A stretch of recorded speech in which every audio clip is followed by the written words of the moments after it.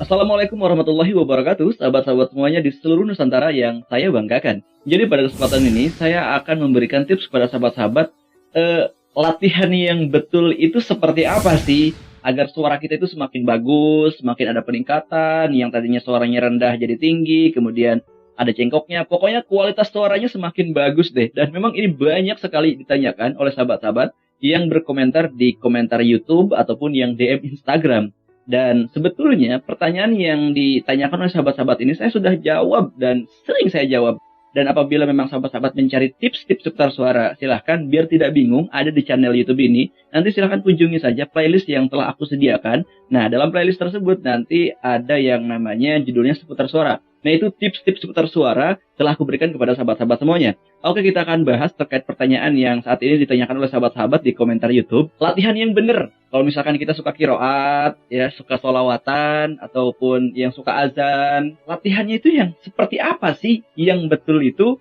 Dan mungkin aku jawab dengan cara aku gitu kan. Dengan cara aku latihan itu seperti apa. Jadi sangat mudah sekali sahabat-sahabat. Saya sering menyampaikan. Jadi begini, latihan yang betul itu adalah contoh. Misalkan kamu suka kiroat, kamu suka sholawatan, kamu suka azan. Tergantunglah passion kamu kemana. Kalau saya senang semuanya. Kiroat senang, sholawatan senang, azan pun senang meskipun jarang-jarang. Gitu kan. Nah, nanti contoh ketika kamu senang azan. Kamu senang azan pokoknya mah. Sering azan setiap waktu gitu kan. Dan kamu nggak tahu gitu kan, dan kamu banyak ngeluh suara saya kok nggak berubah-berubah gitu loh, gini-gini aja gitu suara saya. Perlu diketahui sahabat-sahabat, memang dalam proses melatih suara itu perlu ada yang namanya kesabaran, karena memang tidak bisa dirasakan saat itu juga. Saat ini kita latihan, saat ini kita berubah, tidak bisa dirasakan secara signifikan. Ya pasti ada perubahan, cuma belum bisa dirasakan perubahan yang terjadi itu. Intinya istiqomah. Nah, caranya begini. Sahabat misalkan contohnya suka azan. Sahabat tinggal hafalkan saja lagunya gitu. Lagunya terserah, mau ngapalin banyak lagu. Misalkan stop azan maghrib lagunya ini, isya begini, subuh begini, zuhur asar begini, silahkan dihafalkan. Nah, sahabat latihannya itu mudah sekali. Jadi ya tinggal diulang-ulang saja. Meskipun misalkan sahabat mengulangnya tidak pas saat waktu sholat misalkan. Di waktu-waktu di luar sholat ya sahabat mengulanginya terus-menerus latihan azan. Contoh misalkan sahabat menghafalkan lagu azan Mekah. Hayya 'alas shalah.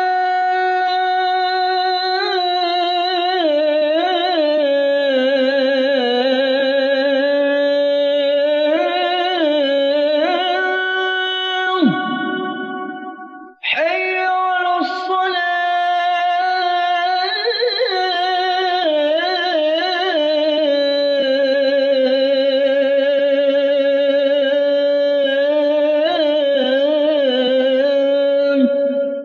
Nah, sahabat-sahabat, ya sudah diulang terus-menerus saja azan tersebut, nanti pun akan ada perubahan pada suara kita yang biasanya tidak bagus, akan menjadi bagus. Kemudian nadanya yang belum pas, nanti juga sering melantunkan, sering melatih akan pas nadanya. Dan caranya itu seperti itu. Dan aku pun dulu ketika belajar kiroat, ya caranya seperti itu. Contoh aku kiroat. Aku tidak diajarkan loh. Misalkan pada guru aku, Ustadz, gimana sih caranya suara tinggi? Suara napas kita biar panjang, kemudian cengkoknya biar bagus gimana? Saya tidak diajarkan. Ya, tidak diajarkan sama sekali. Lantas bagaimana? Ya seperti tadi, saya belajar kiroat, saya hanya menghafalkan lagu-lagu saja kiroat yang diajarkan oleh guru saya. A'udzu billahi minasyaitonir rajim. Bismillahirrahmanirrahim. Jadi saya diajarkan lagu terus-menerus lagu gitu kan. Lantas bagaimana? Nanti suara tingginya bagaimana? Napas panjangnya bagaimana? Sahabat, perhatikan. Dalam kiroat, ada nada rendah? Pasti ada. Ada nada tinggi? Pasti ada. Cengkok? Pasti ada. Kemudian, apa lagi? Napas panjang? Jelas. Kalau kiroat rata-rata panjang-panjang. Gitu kan. Kemudian apa lagi? Ada yang melengking. Dalam kiroat? Pasti ada. Dalam sholawatan? Pasti ada. Dalam azan? Pasti ada. Nah, caranya sahabat dia sudah hafalkan lagunya. Meskipun misalkan tinggi rendahnya sahabat belum bisa, dimulailah dari sahabat bisa. Kalau misalkan nada ini terlalu rendah, berarti sahabat tinggal naikkan nadanya. Atau misalkan ketika nadanya terlalu tinggi, ini saya nggak bisa mengikuti guru saya, berarti sahabat mulailah dari suara sahabat. Sahabat kuatnya dari nada seberapa, ya sudah dari situ mulainya. Dan itu terus diistiqomahkan. Contoh misalkan, saya waktu itu diajarkan dalam Quran surat Al-Baqarah ya, ayat 1 sampai 5 waktu itu. وَيُقِيمُونَ الصَّلَاةَ وَمِمَّا رَزَقْنَاهُمْ يُنْفِقُونَ. Nah, misalkan sahabat diajarkan oleh guru sahabat, tinggi banget, saya nggak kuat nih, gitu kan. Saya nggak kuat untuk mengikuti guru saya. Berarti sahabat keluarkan suara yang menurut sahabat memang enak. Kalau misalkan ketinggian, ya udah jangan ikutin gurunya dulu, gitu kan. Di mana nadanya yang enak. Ketinggian, nah. Yang penting apa? Lagunya dulu hafalin. Kalau misalkan lagunya nggak hafal, ketika guru sahabat tinggi dan sahabat rendah, itu nggak nyambung. Kalau misalkan lagunya nggak hafal. Tapi ketika misalkan lagunya sudah hafal, ya kalau mereka pada tinggi, sudah, nggak apa-apa. Kita nggak kuat ya gimana lagi. Mulailah dari nada yang kita kuat. وَيُقِيمُونَ الصَّلَاةَ وَمِمَّا رَزَقْنَاهُمْ يُنْفِقُونَ. Saya merasa enak di nada tersebut. Rendahnya itu pas lah. Nggak ketinggian, nggak kerendahan, pas. Dan itu diulang-ulang. Nanti lama-kelamaan pun sahabat begini. Saya udah kuat nih kayak misalkan di nada C contohnya. Itu sudah kuat nih. Tinggal naikkan lagi di nada tersebut saya udah kuat dan sering diulang-ulang. Dan saya naikkan lagi nadanya. Ternyata saya masih kuat nih. Pas dilatih beberapa lama, saya mau naikin lagi nadanya. وَيُقِيمُونَ